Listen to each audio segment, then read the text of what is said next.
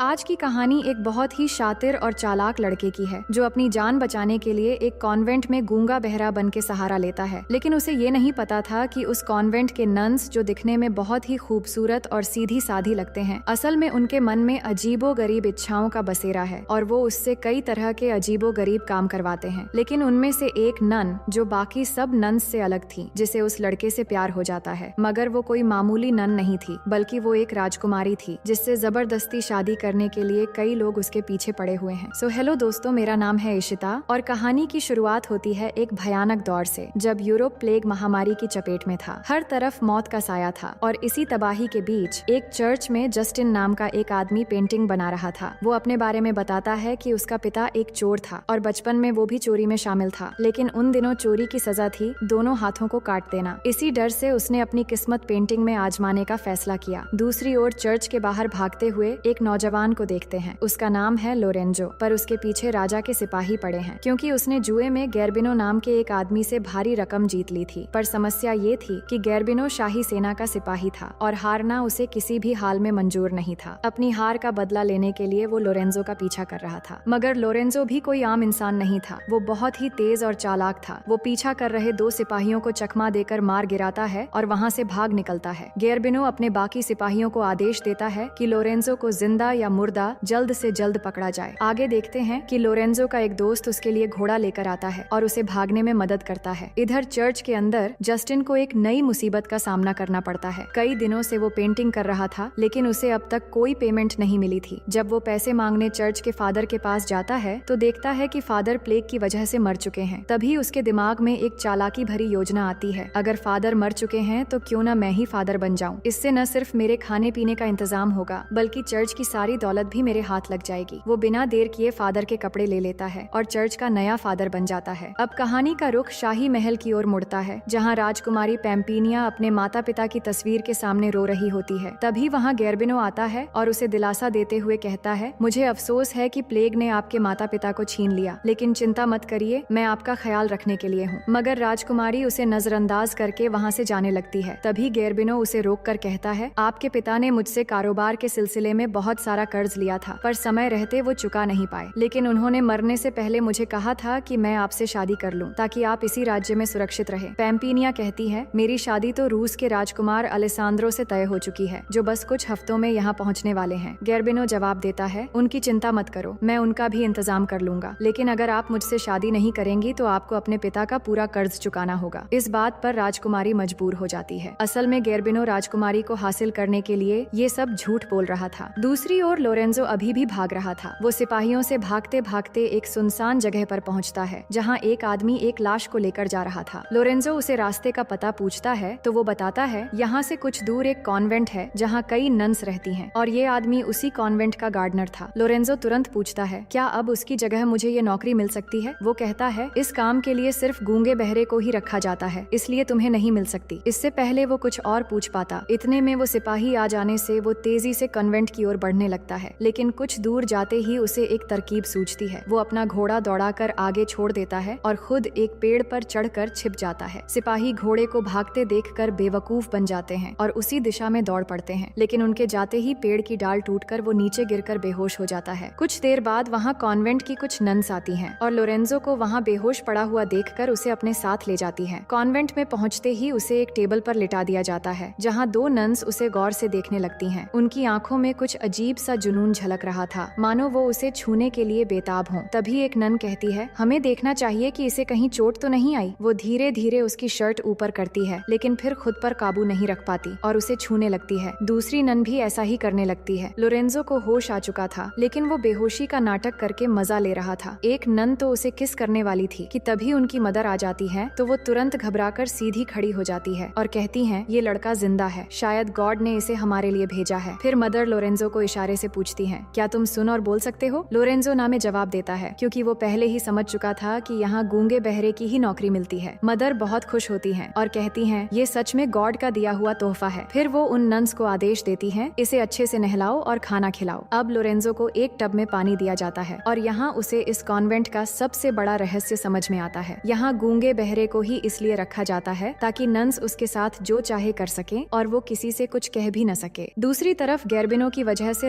राजकुमारी Pampinea काफी परेशान थी, इसलिए वो अपनी 2 सहेलियां एलिसा और सिमोना को चर्च बुलाती है और साथ ही उनके बॉयफ्रेंड बोरिस और विनाडो भी होते हैं। राजकुमारी अपनी सहेलियों से कहती है, मुझे तुम्हारी मदद चाहिए। गेर्बिनो मुझ पर दबाव डालकर मुझसे कर्ज के बहाने जबरदस्ती शादी करना चाहता है, लेकिन मेरे पिता ने मेरी शादी पहले ही रूस के राजकुमार अलेसांद्रो से तय कर दी थी। वो बात कर ही रहे थे कि अचानक गेर्बिनो वहाँ पहुँच जाता है और गुस्से में कहता है, यहाँ क्या हो रहा है? प्रार्थना करने की कोई जरूरत नहीं, सब अपने घर जाओ। फिर वो तलवार निकालकर बोरिस और विनाडो को धमकाता है और उनकी गर्लफ्रेंड्स को वहाँ से ले जाने को कहता है। तभी चर्च के ऊपर से पेंटर जस्टिन की आवाज आती है, ये गॉड का घर है, यहाँ कोई खून खराबा नहीं होगा, और सबको यहाँ से जाने के लिए कहता है। तो फादर की बात सुनकर सब वहाँ से चले जाते हैं। अब पैम्पिनिया की सहेलियाँ सोचती हैं कि उसे किसी सुरक्षित जगह भेजना होगा ताकि राजकुमार के आने से पहले वो गेर्बिनो के चंगुल से उसे बचा सके। वो प्लान बनाती है कि उसे वहाँ पास के ही एक गांव के कॉन्वेंट में छिपा दिया जाए, जहाँ राजकुमारी की एक और महल भी है। फिर जब सही समय आएगा तो उन्हें वही महल में ले जाया जाएगा जहाँ उसकी और राजकुमार की शादी होगी। अब प्लान के मुताबिक अगले दिन पैम्पिनिया को उस कॉन्वेंट में भेजने का फैसला करते हैं और बाकी लोग फादर जस्टिन को साथ लेकर बाद में महल की ओर निकलने का फैसला करते हैं ताकि फादर उनकी शादी करा सके। लेकिन उन्हें नहीं पता था कि जिस कॉन्वेंट में वो राजकुमारी को भेजने वाले हैं वहाँ का माहौल कुछ और ही था। अगले सीन में घोड़ा गाड़ी राजकुमारी को लेकर कॉन्वेंट पहुँचती है, लेकिन ये वही कॉन्वेंट है जहाँ लोरेंजो पहले से ही गूंगा बहरा बनकर छुपा हुआ था। राजकुमारी के कॉन्वेंट पहुँचने पर 2 नन्स उसे अपने जैसे कपड़े पहनाने लगती हैं। तभी उसकी नजर लोरेंजो पर पड़ती है और वो पूछती है कि ये लड़का कौन है। तो नन्स मुस्कुराते हुए बताती हैं, ये हमारा गार्डनर है, ये बहुत ही नेक दिल लड़का है, मगर सुन और बोल नहीं सकता। लोरेंजो के बारे में ये सुनकर राजकुमारी को उस पर दया आती है और वो उसे मन ही मन पसंद करने लगती है। इसी बीच रूस का राजकुमार अलेसांद्रो अपने सैनिकों के साथ राजकुमारी के महल पहुंच जाता है। गेर्बिनो से मिलते ही वो उसे पैम्पिनिया का पिता समझ लेता है और कहता है, मैं रूस का राजकुमार अलेसांद्रो हूँ, आपकी बेटी पैम्पिनिया से शादी करने आया हूँ। ये सुनकर गेर्बिनो गुस्से से जवाब देता है, मैं ही राजकुमारी का होने वाला पति हूँ, अपना सामान बांध और यहाँ से चला जा। ऐसा स्वागत देखकर अलेसांद्रो भी अकड़ में कहता है, मैं इतने दिन सफर करके ये सुनने नहीं आया कि तुम मेरे राजकुमारी से शादी करने वाले हो। राजकुमारी से शादी तो मैं ही करूंगा। फिर महल से बाहर निकलते ही अलेसांद्रो को राजकुमारी का एक खास आदमी मिलता है जो उसे एक पत्र देकर कहता है, राजकुमार, आपकी शादी एक दूसरे महल में होगी। राजकुमारी अभी पास के गांव के एक कॉन्वेंट में छिपी हुई है और आपके आने का इंतजार कर रही है। ये सुनकर अलेसांद्रो तुरंत अपने सैनिकों के साथ उस गांव की ओर निकल पड़ता है। दूसरी ओर 2 नन्स लोरेंजो के कमरे में खाना लेकर आती हैं और कहती हैं कि हम जानते हैं तुम सुन और बोल नहीं सकते, हम चाहते हैं कि तुम हमारे साथ वैसे ही सर्विसिंग का काम करो जैसे पहली बार आने पर तुमने उन दोनों नन्स के साथ किया था। तो लोरेंजो भी उनकी बात मान लेता है और अपना काम शुरू कर देता है। उधर एलिसा और सिमोना अपने बॉयफ्रेंड्स और बाकी सबको लेकर जंगल के रास्ते महल की तरफ आ रहे होते हैं, पर रास्ते में जब उनकी बग्घी आगे निकल जाती है तो पीछे से 2 लड़कियां आकर बोरिस और विनाडो को इशारों से बुलाने लगती हैं। तो दोनों अपने गर्लफ्रेंड्स को छोड़ के उनके पीछे पीछे जाते हैं। फिर वो लड़कियां उन्हें एक तबेले में ले जाती हैं। अंदर जाते ही दोनों की नीयत खराब होने लगती है और वो लड़कियां भी उनके साथ गलत काम करने लगते हैं। कुछ देर बाद सिमोना उनको ढूंढते हुए वहाँ पहुँच जाती है और उनकी हरकतें देखकर उन्हें डांटते हुए मार मार कर वहाँ से ले जाती है। इधर शाम होते ही लोरेंजो को 2 नन्स अच्छे से नहलाती हैं क्योंकि मदर नन ने उसे रात के डिनर के लिए इनवाइट किया था। फिर उसे मदर नन के कमरे में ले जाया जाता है। पैम्पिनिया उसे ले जाते हुए देख लेती है और अब तक वो समझ चुकी थी कि यहाँ क्या चल रहा है, पर ये देखकर उसे जलन होती है क्योंकि वो धीरे धीरे लोरेंजो को पसंद करने लगी थी। अगले दिन लोरेंजो गार्डन में कुछ देर काम करने के बाद अपने कमरे में आता है और धीमी आवाज में गाना गाने लगता है। तभी राजकुमारी पैम्पिनिया खाना लेकर पहुँचती है और उसकी आवाज सुन लेती है, मगर वो उसे समझने नहीं देती और चुपचाप खाना रख देती है। लोरेंजो को आदत पड़ चुकी थी कि हर दिन कोई न कोई नन उसके लिए खाना लेकर आती है। वो राजकुमारी का नकाब हटाने की कोशिश करता है, लेकिन राजकुमारी उसको रोक लेती है और कहती है, तुम मुझे ऐसे नहीं देख सकते। इसके बाद राजकुमारी उसकी आंखों पर पट्टी बांध देती है। फिर अपनी नकाब हटाकर धीरे से कहती है, मैं हर रोज तुम्हें देखती हूँ और तुमसे प्यार भी करने लगी हूँ, लेकिन उन नन्स की तरह नहीं, बल्कि उन सब से बहुत अलग। इतना कहकर वो उसे प्यार से किस करती है और वहाँ से चली जाती है। अब लोरेंजो सोच में पड़ जाता है कि ये कौन सी नन थी जो मुझसे इस तरह प्यार करने लगी है, पर वो भी मन ही मन उससे प्यार कर बैठता है। दूसरी ओर राजकुमारी पैम्पिनिया के दोस्त जंगल के रास्ते एक जगह आराम कर रहे होते हैं। जस्टिन कहता है, मैं जंगल के रास्ते वहाँ पहुँच जाऊंगा, तुम लोग गाड़ी और सामान लेकर रास्ते से आ जाना। उधर राजकुमार अपने सिपाहियों के साथ राजकुमारी को ढूंढते हुए जंगल से आ रहा होता है, पर रास्ते में गेर्बिनो के सिपाही उन्हें घेर लेते हैं और तीर से उसके सारे सिपाहियों को मार डालते हैं, लेकिन राजकुमार किसी तरह जान बचाकर भाग निकलता है। काफी दूर जाने के बाद वो एक तालाब के किनारे रुकता है और यही कहीं रास्ते में राजकुमारी के दोस्त भी होते हैं। इस तालाब में राजकुमारी की सहेली एलिसा पहले से नहा रही रही थी। पानी पीते वक्त राजकुमार की नजर उस पर पड़ती है तो वो पूछता है, तुम कौन हो? एलिसा मुस्कुराते हुए जवाब देती है, मैं एक दुल्हन हूँ जो अपने दूल्हे का इंतजार कर रही है। राजकुमार कहता है, मैं यहाँ की राजकुमारी पैम्पिनिया से शादी करने आया हूँ। मैंने उन्हें कभी नहीं देखा पर उनसे बेहद प्यार करता हूँ। एलिसा उसकी बात सुनकर झूठ कहती है कि मैं ही पैम्पिनिया हूँ और तुम मुझे ही ढूंढ रहे हो। इसके बाद वो राजकुमार के पास जाती है और उससे चिपकने लगती है। राजकुमार उसे देखकर पागल हो जाता है और उसकी बातों पर यकीन कर लेता है। दूसरी तरफ पैम्पिनिया को देखते हैं जो अब शादी के लिए अपने महल जाने वाली थी, लेकिन इससे पहले वो मदर को सब कुछ बता देती है कि लोरेंजो कोई गूंगा बहरा नहीं है। कल मैंने उसे गार्डन वाले घर में गाना गाते सुना था। ये सुनकर मदर घबरा जाती है क्योंकि अगर ये बात किसी को पता चली तो बहुत मुश्किल हो जाएगी। जिसके बाद मदर जाकर लोरेंजो को धक्के मार के कॉन्वेंट से बाहर निकाल देती है। कुछ देर बाद देखते हैं पैम्पिनिया की महल से एक आदमी आया है उसे ले जाने के लिए और वो जा रही होती है। लोरेंजो उसे जाते हुए देख के पूछता है, तुम कहाँ जा रही हो? क्या तुम मुझे भी अपने साथ ले जा सकती हो? असल में लोरेंजो पैम्पिनिया को एक राजकुमारी की तरह जानता है, लेकिन पैम्पिनिया यहाँ नन बनकर रह रही थी ये लोरेंजो को नहीं पता था। पैम्पिनिया जानती थी कि लोरेंजो को कॉन्वेंट से बाहर निकालना ही सही होगा, इसलिए वो उसे भी अपने साथ ले जाती है। नेक्स्ट सीन में दोनों महल पहुँचते हैं तो लोरेंजो राजकुमारी को शादी की बधाई देता है और वहाँ से निकलने की सोचता है, लेकिन राजकुमारी उसे रोककर कहती है कि तुम शादी तक रुक सकते हो, अभी यहाँ पर कोई भी नहीं पहुँचा है। फिर आगे देखते हैं महल के अंदर दोनों बातें कर रहे होते हैं तो राजकुमारी लोरेंजो से पूछती है कि तुम शादी कब करोगे? लोरेंजो कहता है कि मैं उसी से शादी करूंगा जिसने मुझे पहली बार किस किया था। दरअसल वो राजकुमारी के बारे में ही बात कर रहा था क्योंकि उसे ये पता नहीं था कि उसे किस करने वाला कोई और नहीं बल्कि राजकुमारी पैम्पिनिया ही थी। लोरेंजो आगे कहता है, वो एक नन की तरह मेरे पास आई थी पर मैं उसे देख नहीं पाया, लेकिन फिर भी मैं उसी से ही शादी करूंगा क्योंकि मैं उससे प्यार करता हूँ। राजकुमारी ये सुनकर बहुत खुश होती है। अब बात करते करते दोनों गार्डन में जाते हैं जहाँ राजकुमारी कहती है, तुम उसे कैसे पहचानोगे? उसने तो तुम्हें सिर्फ किस किया था तो तुम कैसे उसे महसूस करोगे? लोरेंजो जवाब देता है, मुझे यकीन है कि एक न एक दिन में उसे जरूर मिलूंगा। उसकी बातें सुनकर राजकुमारी धीरे धीरे उसकी ओर बढ़ती है और कहती है, तुम अपनी आंखें बंद करो और मुझे महसूस करो, शायद वो एहसास तुम्हें मिल जाए जो उस लड़की में थी। वो असल में उसे याद दिलाना चाहती थी कि किस करने वाली लड़की वो खुद थी, लेकिन जैसे ही दोनों किस करने वाले थे तभी गेर्बिनो वहाँ पहुँच जाता है। राजकुमारी उसे देखकर डर जाती है और लोरेंजो से भाग जाने को कहती है, लेकिन लोरेंजो जानता था कि गेर्बिनो कौन है। वो उसका सामना करने आता है और दोनों के बीच जबरदस्त लड़ाई शुरू हो जाती है। लेकिन इस लड़ाई में गेर्बिनो लोरेंजो को मारने ही वाला था कि तभी राजकुमारी बीच में आ जाती है और कहती है, अगर तुमने इसे मारा तो मैं तुमसे कभी शादी नहीं करूंगी। ये सुनकर लोरेंजो चौंक जाता है और हैरानी से पूछता है, तुम इस बुढ़े से शादी करने वाली हो और क्या यही तुम्हारा राजकुमार है? इसके जवाब में पैम्पिनिया कुछ नहीं कह पाती। इसके बाद गेर्बिनो लोरेंजो को कैद कर देता है। अगले दिन देखते हैं कि राजकुमारी और गेर्बिनो के बीच बातचीत होती है। राजकुमारी शर्त रखती है, अगर तुम्हें मुझसे शादी करनी है तो लोरेंजो को छोड़ना होगा। गेर्बिनो मना कर देता है तो वो कहती है, अगर तुमने उसे रिहा नहीं किया तो मैं तुम्हारी कभी नहीं बनूंगी और इस कुएं में कूदकर अपनी जान दे दूंगी। इससे गेर्बिनो मान जाता है और लोरेंजो को आजाद करा देता है। फिर आगे देखते हैं कि जस्टिन फादर बनकर प्लान के मुताबिक राजकुमारी की शादी कराने के लिए महल में पहुंच जाता है। तो शादी से पहले दूल्हा दुल्हन की कन्फेशन होती है जिसमें राजकुमारी फादर से कहती है कि मेरी शादी जबरदस्ती हो रही है, मैं लोरेंजो से प्यार करती हूँ और उसी से ही शादी करना चाहती हूँ। और फादर को कुछ सोने के सिक्के देकर प्लान बनाती है और कहती है, लोरेंजो को नहीं पता कि मैं ही उसका प्यार हूँ, लेकिन मुझे यकीन है कि वो मुझे फिर से बचाने जरूर आएगा और राजकुमार भी यहाँ जल्द ही पहुँच जाएंगे, इसलिए उनके आने तक कैसे भी करके शादी में देर कर देना। दूसरी तरफ गेर्बिनो के दो आदमी लोरेंजो को कैद से निकालने के बाद एक जगह ले जाकर उसे पीछे से मारने वाले थे, लेकिन उससे पहले लोरेंजो दोनों को मारकर बेहोश कर देता है। इतने में घोड़ा लेकर राजकुमार वहाँ पहुँचता है और लोरेंजो से पूछता है, राजकुमारी पैम्पिनिया की महल कहाँ पर है? तो वो रास्ता बताकर पूछता है कि तुम महल क्यों ढूंढ रहे हो? वो कहता है, मुझे राजकुमारी को बचाना है। ये कहकर वो जाने लगता है। ये सुनकर लोरेंजो भी एक तलवार लेकर महल की तरफ निकल पड़ता है। महल में दिखाया जाता है कि राजकुमारी और गेर्बिनो की शादी शुरू हो चुकी है और जस्टिन भी फादर बनकर उनकी शादी कराने वाला है, लेकिन प्लान के मुताबिक शादी में देरी करने के लिए जस्टिन गेर्बिनो से अजीब अजीब सवाल करने लगता है ताकि राजकुमारी को थोड़ा और वक्त मिल जाए। इतने में राजकुमार वहाँ पहुँच जाता है और गेर्बिनो के सैनिकों पर हमला कर देता है। इसी बीच लोरेंजो भी पहुँचता है और गेर्बिनो के सारे आदमियों को मारना शुरू कर देता है और दोनों मिलकर बहुत देर लड़ाई करने के बाद गेर्बिनो के सारे आदमियों को मार गिराते हैं। वही राजकुमार गेर्बिनो को मार मार के उस कुएं के पास लेकर जाता है जहाँ पहले से ही लोरेंजो खड़ा होकर ये सब देख रहा था। वो कहता है कि ये शिकार मेरा है और मैं ही इसे मारूंगा। जिसके बाद लोरेंजो और गेर्बिनो के बीच लड़ाई शुरू हो जाती है, मगर इस लड़ाई में लोरेंजो गेर्बिनो पे भारी पड़ने लगता है और आखिरकार लोरेंजो उसे मारकर कुएं में गिरा देता है, जिससे वहीं पर उसकी मौत हो जाती है। इसके बाद बाद राजकुमार मदद के लिए लोरेंजो को शुक्रिया कहता है और दोनों की दोस्ती भी हो जाती है। इसके बाद राजकुमारी वहाँ आती है तो राजकुमार उसके पास जाकर कहता है, मैं तुमसे शादी करने के लिए आया हूँ। लेकिन राजकुमारी कहती है, मैं तुमसे शादी नहीं कर सकती क्योंकि मैं किसी और से प्यार करती हूँ। ये कहते हुए जब अपने चेहरे से कपड़ा हटाती है तो राजकुमार उसे देखकर कहता है कि तुम तो मेरी पैम्पीनिया नहीं हो। इसी बीच राजकुमारी की सहेली एलिसा वहाँ आ जाती है, जो खुद को पैम्पीनिया कहकर राजकुमार के साथ जंगल में मिली थी। राजकुमार एलिसा को देखकर कहता है कि वो रही मेरी राजकुमारी, मैं इसी से ही शादी करूंगा क्योंकि मैं उससे प्यार करता हूँ। इसी बीच लोरेंजो यहाँ से जाने लगता है। राजकुमारी को जैसे ही ये पता चलती है तो वो भागते हुए बाहर जाकर उसे रोकती है और पूछती है, तुम कहाँ जा रहे हो? तुम मुझे इस तरह अकेले छोड़कर नहीं जा सकते हो, और अपने प्यार का इजहार भी कर देती है। ये सुनकर लोरेंजो कहता है, राजकुमारी आप बहुत ही खूबसूरत और नेक दिल हो और आपसे शादी करने वाला इंसान बहुत ही खुशनसीब होगा, लेकिन मैं उसी लड़की को ढूंढने जा रहा हूँ जिसे मैं प्यार करता हूँ और मैं उसी से शादी करूंगा। राजकुमारी पैम्पीनिया कहती है कि तुम्हें कहीं जाने की जरूरत नहीं, तुम बस अपनी आंखें बंद करो। जिसके बाद वो ठीक उसी तरह लोरेंजो को किस करती है जैसे उसने पहली बार की थी। लोरेंजो की आंखें खुलती हैं और उसे एहसास होता है कि वो लड़की कोई और नहीं बल्कि राजकुमारी ही थी। ये देखकर उनके दोस्त भी बहुत खुश हो जाते हैं और इस तरह कई मुश्किलों के बाद सबको उनका सच्चा प्यार मिल जाता है और इसी के साथ कहानी यहीं खत्म हो जाती है। तो दोस्तों, मैं उम्मीद करती हूँ कि ये कहानी आपको बेहद पसंद आई होगी।